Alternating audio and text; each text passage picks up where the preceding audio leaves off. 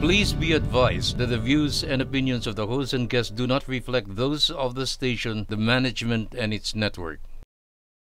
Sa barangay tayo, ikaw at ako. Nagbibigay ng aral sa mga kagawad at kapitan. Sa barangay tayo. Welcome back mga kabarangay. Kanina po ay napakinggan po natin ang lahat po ng magagandang programa ni Kap Boyet Mintu para po sa health, education, infrastructure, pati po livelihood. Pero mga kabarangay, hindi po nagtatapos yan dyan dahil marami pa pong plano si Kap para po sa kanyang barangay. Kasama na po ang socialized housing. Ngayon naman po mga kabarangay, matututunan naman po natin mula po kay Kap Boyet ang mga diskarte at mga suggestion po niya para po magawa din po ninyo yan sa inyo po mga barangay. Maraming salamat, SK. Yun nga Kags, SK. Paano ang mga discounting ganyan? Kasi hindi naman din kakasya ang, kahit na malaki o maliit ang budget mo, always naman pagka marami kang ginagawa, over yan So, paano yung mga budget, paano yung mga diskarte, paano ba natin magagawa ito habang may ginagawa para pagkatapos ba na ng termino, nabuo na natin yung 10 development plan natin. Ganun po yun And so, Kap Boyet Mintu, siguro napakalakas ng inyong convincing power, especially pag humihingi kayo ng tulong sa national government. Ang akin naman po ay dapat infra, ang gusto ko legacy ang ilalagay kasi after noon, kung iba na ang nandyan, at least nakikita pa rin ng mga tao na sinong nag-start nitong ganito. Ang kailangan lang natin, lalo-lalo sa mga barangay, huwag mahiya. Ang kailangan natin, maggawa na lang, piece of paper lang ang gagawin nyo, papagawa natin, i-send. Pero kailangan mo lang din i-defend kung ano, parang nagagawa lang din po kayo ng thesis. I-defend nyo yung anong nakalagay. Kasi anong purpose? Dahil tatanungin din po kayo bakit ganyan po. Noong nagbigay si Senator Bongo at si Senator Lisa Hontiveros, natanong ho kayo nung maraming mga question. Ibig sabihin, interesado sila sa proyekto ninyo. Yung una yung kay Senator Bongo, tinawagan nila ako bakit ganit medical supplies ang aking kailangan.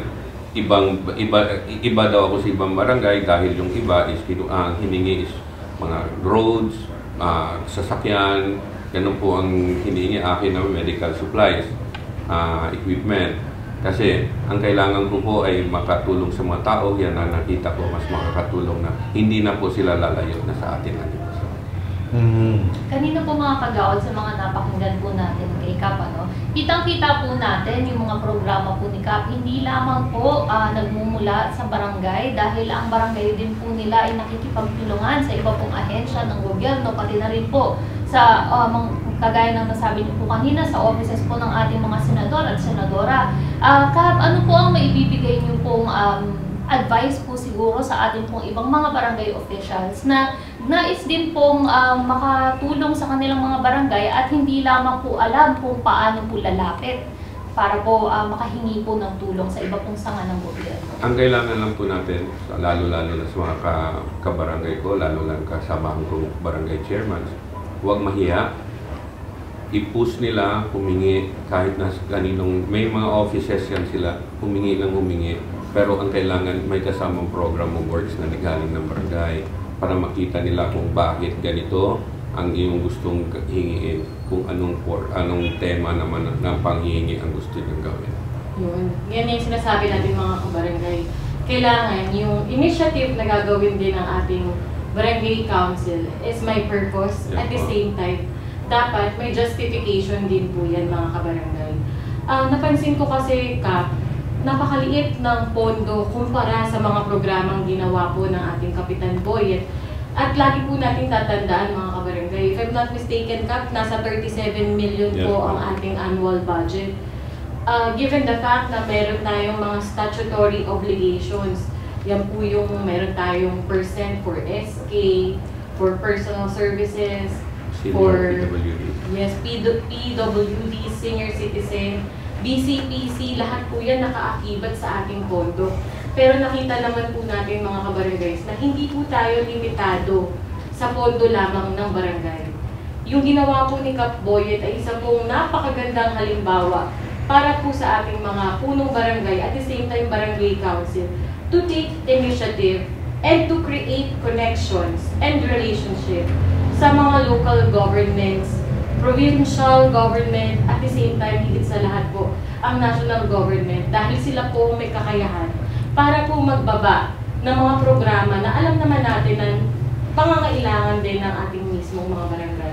Gaya nga ng sinabi ko, Cags, Butch, and SK Mine, ang tingin ko sa barangay na ito ay ginawa na rin munisipyo dahil nandito po yung mga serbisyong number 1 na kailangan ng ating mga barangay. At nakikita ko po yung kanyang dedication, determination, and yung pag-create po ng sistema na napakahalaga sa isang leader na ang programang ginagawa ay sustainable. Kumbaga long term, hindi lang po yung kung ano ang kailangan ngayon, kundi tinitignan rin po ni Kapitan Boyet na in the long run, kung ano yung mga benepisyo na pangangailangan din ng kanilang mga barangay. Ang kailangan lang po, ma'am, is yung focus mo from now, 10 years, pa-function pa rin yung iyong project. Huwag mahingi sa sarili nating mayors dahil yan ang una nating lalapitan, yan unang makakatulong. Sumunod ang ating governor, andyan naman din siya, parati na nandyan para makatulong, at saka congressman. Push ng push po tayo manghingi. Pero yung upper, kung bigger projects, dapat i-push natin sa mga senador ang upper para makatulong po sila. Yun po ang aking advice. Pero yan ay tingnan nyo paano natin magawa at asahan nyo may tatawag sa inyo at tanungin kayo bakit ganito.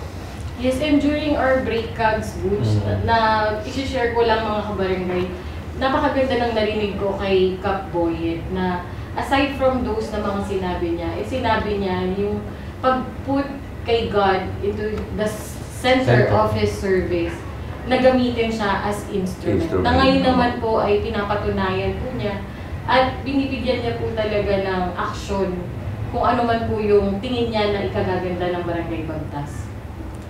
Ayun nga ho dahil sinabi ko nga na religious teachings and politics go hand in hand. Nung nandun po kami sa Batangas, at yun nga ho ang isa sa mga prinsipyo ninyo sa inyong public service na malakas ang inyong pananalig sa Panginoon. Kagaya po niyan, ang pastor ko po ay mga pastors yung nandito. Ang baka magtatanong yung mga ibang religious sectors, ang ibang religious sectors o kagaya ng Catholic, pinagawan ko din po sila ng church. Meron din po silang lugar ng church, ng mga church. Ang churches po namin ng Catholics dito, marami na ho. Okay. Kaya, tapos nagkaroon po kami kasi kagaya ngayon ho, fiesta, feast day. Ito po ay para sa Catholic kasi feast day. Tinitingnan ko po yung ibang religious sectors. Meron po kami Foundation Day every October. Lahat po ng religious sectors sama-sama po kami. Wala pong ano-ano. Sama-sama. Every October, whole month ng October, yun po ang aming Foundation Day. Kaya pala rin na ang tawag ninyo sa inyong barangay Bagtas Magkaisa. Opo. Dahil nagkakaisa hindi lang sa socio-cultural, pati public service, pero pati na rin sa religious inclinations. Opo, yung sama-sama po kami lahat. So speaking of halimbawa, yan na nga, kinakailangan sinabi nyo nga, number 1, papel lang naman ang ating puhunan. Yes po. At syempre, huwag naman natin sabihin kapal na mukha, pero ganun talaga Kailangan talaga. Yung messenger po, yun po talaga. Yun talaga, dahil kinakailangan malakas ang loob mo na iabot sa opisina na yon. Kap, ang nais na yung namin, paano na paghalimbawa sa implementation process na? Nakatutok pa rin ba yung national government? At saka syempre, kinakailangan dumaan din yan sa city government, sa munisipyo ninyo, para yung proper coordination ng mga pinagalaan ng mga materials project, kaya talaga mabuo ninyo. Paano ho yung proseso na yun? Kagaya sa amin po, paghingi ko ng medical equipment, dumaan sa, nagtaka lang ang munisipyo, dumating galing DBM, yung pera namin. Dumating, binaba. So, under pa rin po kami sa municipal health. Sila po din nagtitingin po sa amin, tinitingnan po. At saka DILG. Once lahat po ang nanggaling sa national, kasama po natin ang DILG at saka municipal health. Titingnan po nila at saka yung municipal engineering, ang structure at saka ano gagawin po natin. parati po tie up po yun. Nasa process pa rin. Opo. Due process. Nasa due process. Ang, pa wal, rin. ang wala lang, ma'am, ang budget nila ay diretso sa barangay. Ibinababa nila, transfer nila sa barangay. Yun po ang gagawin. Pero lahat ng equipment dapat alam nila. Sila pa rin ang mag-check. Siyempre, alam kagad ng munisipyo, wow, wala ng budget nila. Oo. Project yung mga to. Kagaya kay Senator Hentoveros po, diretso na ng CAPSO. Nandun na po yung budget nila 1 month ago pa. Nabigyan na po sila. So, antay na lang tayo mag-high-rise. Imbitado po kayo sa groundbreaking po. Yes. Pumunta po kayo. Yun po ang maganda pong unang project po natin. Yes, tututukan po natin yan mga kabarangay, yung groundbreaking na sinasabi ni Kapitan Boyet Minto na social housing for the masses. Yes. Alam niyo yung socialized, matanong ko lang kasi sa Parañaque kasi meron din gano'n na actually yung mga sinasabi natin, ayaw nga natin tawagin squatter, yung mga informal settlers, no? Binibigyan din ng pabahay. Dito ho sa Cavite na nabibigyan. Meron po dyan sa Kawit for ganyan po. So kamusta po sila doon? Okay naman po, may individual houses naman po yan. Pero yung ginagawa niyo pong socialized housing is for informal settlers na nakatira din sa barangay Tansa. Alam niyo po mga kagawad, madalas po pag naririnig po natin yung socialized housing, parang nakaasa po tayo lagi sa national government lamang po para magbigay ng ganitong mga klaseng benepisyo. Pero kita naman po natin ngayon na posible po pala na magmula din po sa barangay yung initiative nga po, gaya ng sabi ni Kags Marie, na magkaroon po ng ganitong benefits ang ating mga kabarangay. Actually, yung socialized housing, mapag-usapan na rin natin, hindi maganda ang connotation niyan sa totoo lang. Kasi yung mga recipients, lagi nagre-reklamo na kahon lang daw. Tapos kumbaga substandard ang nangyayari. Pero marami ho dyan, especially kung ang inyong mga liderato at inyong mga nakaupo ay maayos, maayos ho ang pinaglilipatan ng mga informal settlers. In fact, ako po ay galing sa abroad noon, sa Commonwealth of Dominica. Yan ang #1 government ni Prime Minister. Nagpatayo siya na for 10,000 informal settlers. Alam niyo doon, pag sobrang luwag. At pagdating doon, meron ng free na refrigerator. At saka lutuan. Hindi nga lang ganun kaganda yung refrigerator at saka lutuan, pero meron ng free. Minsan tao pag binibigyan mo, biglang nagtatanong bakit walang sala? Ano nga kabuhayan? Ano to kabuhayan na contest? In fact, dati wala kayong tinitirhan, ngayon meron na kayong tinitirhan. So, talagang excited kami doon sa socialized housing na pinaplano ng isang kapitan. Sapagkat ang pang-project na yan, national nga, sabi nga ni SK Mike. And yan from the local government up. Pero bihira sa kapitan ang nagpapabahay. We wish you the best of luck, Kapitan Boyet Minto. Nais mo bang pasalamatan muna ang ating mga officials ng City Government of Cavite at saka yung mga tumulong na rin po sa barangay Bagtas? Una sa lahat po, na i-cut po natin konti. Ang binigay ko pa rin po project sa lahat ng COAS sa subdivision, yung health center po nila. Lahat po ng subdivision namin per phase, meron po silang health center.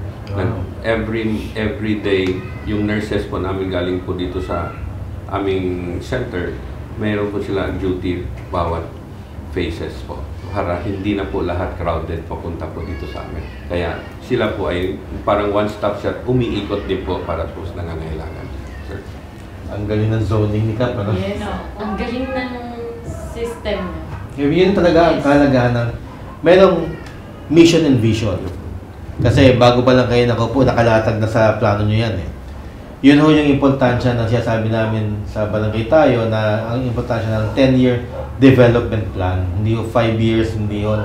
10-year development plan. Kasi naglalatag kayo ng pundasyon, hindi para dahil bumangon kayo, para sa susunod na administrasyon madali na. Dadagdagan na lang. And then dadagdagan na lang. Yun din ang importansya siguro. Ay, hindi naman siguro. Ako sinisigurado ko na pag namili tayo ng maayos na public servant, kapitan man, mayor, konsihal, kagawad, makikita mo kagad ang resulta first term pa lamang. At sa second term, laid down the foundation na at nagdidire-diretso para sa susunod man kalaban o hindi, maganda pa rin ang idadagdag dahil naging magandang ehemplo siya. Pero tuloy-tuloy aming distribution ng wheelchair at saka nebulizer po sa nangangailangan sa aming barangay po. Kasi maraming mga seniors kailangan na tuloy-tuloy pa rin po. Last question bago po tayo, kasi puro talagang meron po ba kayong punong-puno ang ating meron ba kayo naging frustration as kapitan? Kasi I'm sure marami dyan nakaka-relate na magawa ito, parang nagigigil ako dito, hindi ko matapos mga challenges na kayo nakaupo as kapitan. Ang akin ho, kaya nga ang team song namin dapat Impossible Dream. Hindi ko rin alam anong pinagagawa ko, nakita ko lang biglang nag-boom. Pero ang gusto ko lang po makita na from dating barangay, nakikita ko itong nag-boom, kasama na po kami lahat. Yun lang po ang aming kan. Nandiyan na po, tulong-tulong dahil more heads better than one. Dapat lahat ng opinion nila dapat malaman mo tapos pag-aralan mo tapos bago mo i-implement. Kap, maraming salamat sa inyong pag-uunlak at hindi mo sabing guesting in our show, pero for guesting us in your barangay. Maraming salamat at good luck po sa lahat po ng inyong mga plano. Thank you very much, sir. Pero sa mga kasama kong kapitan at saka kagawad ng barangay, parati yung subaybayan yung kanilang show dahil marami ko kayo natutunan. Ako din parati ko binabasa yung katurungan pambarangay dahil yan ay kahit na sabi mo mas may alam ay mga abogado, dapat alam din natin kahit na paano. Malaman natin yung isang maliit, malaki na din po yun para sa atin. Maraming salamat, sir. At salamat sa endorsement. Mamiesta kayo sa amin. Yun kasi parati po ako nandun, sir.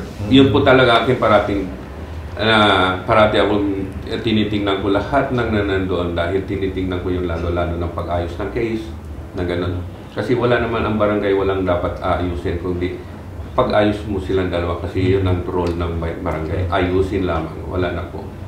Maraming salamat po, Kap Boyet, muli sa pag-imbita niyo po sa amin sa inyong pong barangay. At mga kabarangay, sana po kagaya po namin ay marami din po kayong natutunan mula po sa Barangay Bagtas sa pamumuno ni Kap Boyet Mintu. Mga kabarangay, maraming salamat po sa inyong pong pagtutok sa isa na namang araw na makabuluhang talakayan para sa ikagaganda ng serbisyong barangay.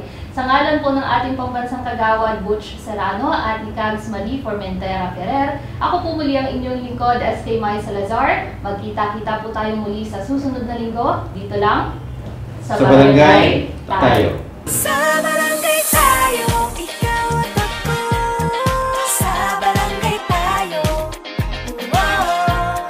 sa barangay tayo, ikaw at ako. Nagbibigay ng aral sa mga kagawad at kapitan. Sa barangay tayo, ikaw at ako. Sa barangay tayo, sa barangay tayo, ikaw at ako. Nagbibigay ng aral sa mga kagawad at kapitan. Sa barangay